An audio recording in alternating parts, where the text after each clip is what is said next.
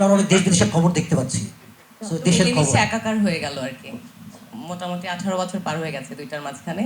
তো ট্রেন নতুন গন্তব্যে পৌঁছে গেছে। গন্তব্য আমার ফিক্সড আসলে দর্শক আপনারা সবাই। তো আমি আমার গন্তব্যে পৌঁছাতে চাই দারুচিনি দ্বীপ থেকে বনলতা হয়ে আরো অনেক দূর।